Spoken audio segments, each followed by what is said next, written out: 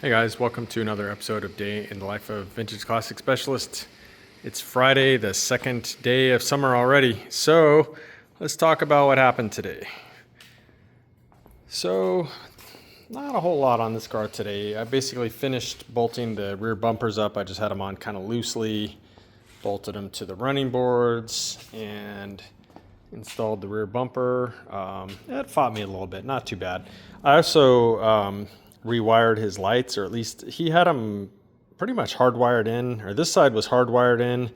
The other side, the wires were just kind of twisted together. So when I removed the fenders, I basically just cut the wires. And then today when I went to reinstall it, I installed little connectors and stuff like that. So I kind of cleaned that up for him a little bit. And like I said, got the back bumper on. And I was going to haul the drums that I talked about yesterday to the machine shop that I used today, and lo and behold, they're closed till Wednesday. So a little delay there with that, but that's okay. I'm got the wheels on order and the studs, and then the owner I think is going to get the tires. So I'll probably finish this car up maybe by the end of next week, realistically, by the time we get some machine shop and some of these other parts come in. So that's okay. I don't mind having it in the shop. It's a good looking car. So other than that, I ran a crap ton of errands today. I swear I was gone today more than I was here, I feel like. One of the things I did was I ran over to zinc plating and got the replacement latch back from zinc plating. Those guys knocked it out in a day for me. This thing works really, really nice. I lubricated it and got it working really nice. So yeah, we'll probably go ahead and install that first thing next week. I spent some time cleaning it first. It was a little gunky down in there inside the mechanism. Threw it in the ultrasonic cleaner for a while. They got most of it out. Picked around inside there with a little bent pick and a little gasoline. It took a few different methods, but I got it pretty spotless up inside there. Had it zinc plated and then greased it. It works really good now. So I think this is going to solve the issue that we're having with that one. And then another one of the many errands I ran today was picking these up from powder coating. So they look nice. Those will go in, then we can get the windshield in this car, and sucker is going to be done before we know it. And then we're going to be getting his super bitchin' Manx buggy to kind of do the same thing, to get it back on the road and make it nice. So let's see. Yeah, other than those things and running errands, if you saw the thumbnail for the video, you know that I started working on this. So this is the 2-liter for the cowlick bug, which should be back from paint next week. I don't know. I'm definitely not holding my breath. Also back from next week should be the turquoise 21 window bus. And also should be back from paint next week the body for the 61 one family Beetle. So we may be getting 3 cars in next week. We'll see. And then we've got another project that should be coming in. The owner is finishing gathering up the parts for that one. And so, yeah, hopefully the shop is going to be going from kind of bare, frankly, to packed, which is how we like it. So trying to enjoy the space that we have at the moment, because I know it's not going to last long. You know, we've got this motor all spread out over here and this extra table that we don't normally use. So while the shop is relatively empty, kind of trying to enjoy the space that we have. But anyway, back to this thing. So the tin that came on this motor, which again originally was an 1835, we stroked it to a 1968, so 74 millimeter crank. The tin was chrome and it was all crappy and a lot of it was broken. So all new tin except for this backing plate and the inside plate that goes with that were pretty nice. Obviously they'll be cleaned up and powder coated, but those were fine. Everything else was pretty much garbage. So I started test fitting it before we have things painted and or powder coated, and then there's going to be some paint going on this too.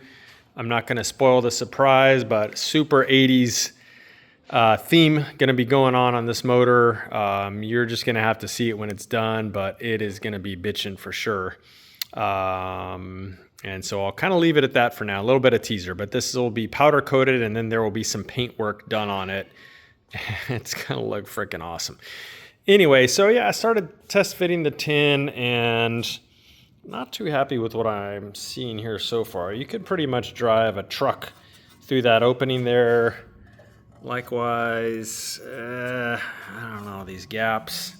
This side looks okay up until there, and then again, I think you could actually drive 2 trucks through this side.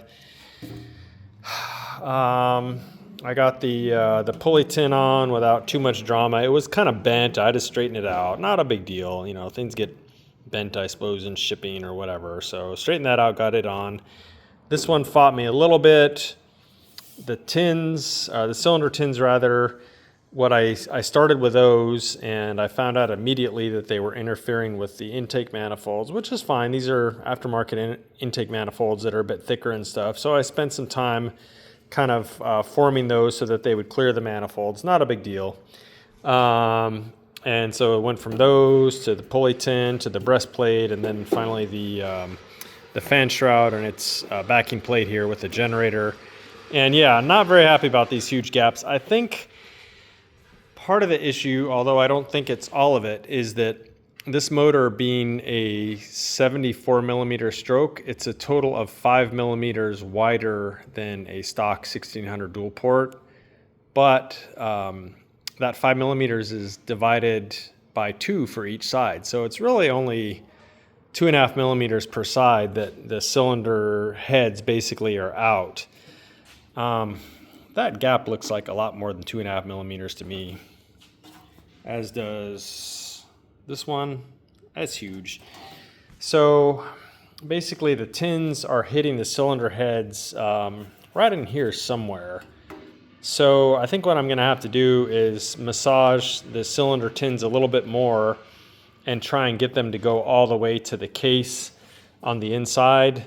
That's gonna at least partially close up these gaps, and then from there I may be able to massage the tin a little bit to fill this in. There are some kind of wedge shaped deals that you've maybe seen to fill in these gaps. I'd rather not use those. Those are just kind of cheesy, but and again, this motor isn't that wide. It's really kind of irritating me that it seems like this gap is enormous, like this motor is really, really wide. It's not. So I'm gonna have to do some more massaging on the cylinder tins, and again, I think when I get these inside gaps here closed as much as I can, then I'll see what we got on the on this joint here on both sides and massage it, and hopefully I can just close it up and be done with it. But again, doing all this before we even think about sending anything to powder coating, because I just knew that there were going to be issues, because that's usually how aftermarket parts go with V-dubs. Never a dull moment. Anyway, it's going to look amazing when it's done, and it's going to be a pretty stout little motor. Owner's going to love it, I'm sure.